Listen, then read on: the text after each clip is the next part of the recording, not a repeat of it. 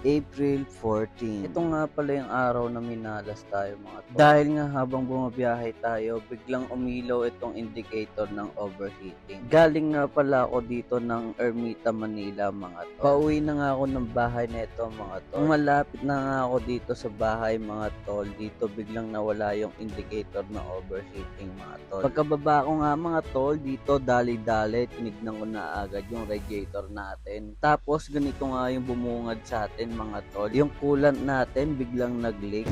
Ang malas mga tol kasi papunta pa naman sana tayo ngayong Batangas mga tol, kaso biglang nagka-problema yung motor natin. Awit, gastos.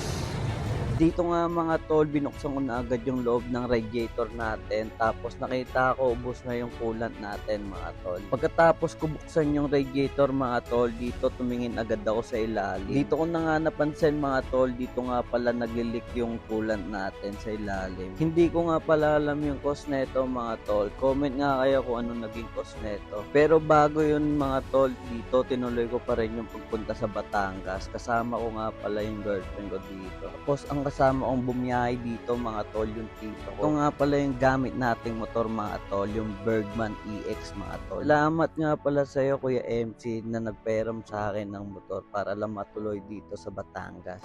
Sira nga pala yung motor natin mga tol, yung radiator pumutok mga tol.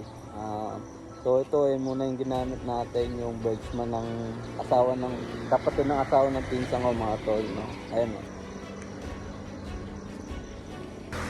Shoutout sa Vision mga tol. Ayan, Vision.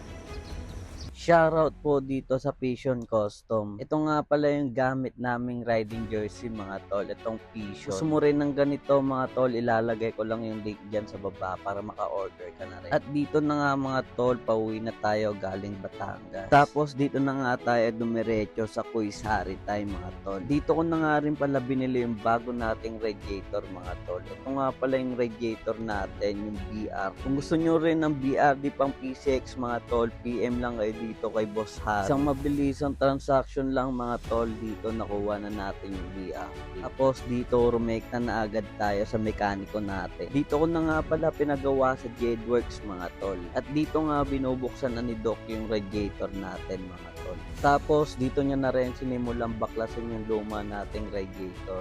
Tapos ito na nga itsura ng luma nating radiator mga tol. Sa bandang likod nga pala nagli-leak mga tol yung coolant natin. Maya nga lang mga tol, dito kinakabit na ni Doc yung bago nating radiator. Kung nalapat niya na yung bago nating radiator mga tol, dito nilalagay na yung mga tornilyo. Pagkatapos may kitan, dito nilagyan na ni Doc ng coolant yung radiator natin. At dito nga mga tol, tapos na ikabit yung bago nating radiator. Habang nagbibideo ako dito, may nasabi si Doc na Hindi pa magpira, di mapapalitan. kaya at ayun, kung may masisira sa inyo, palitan nyo na agad.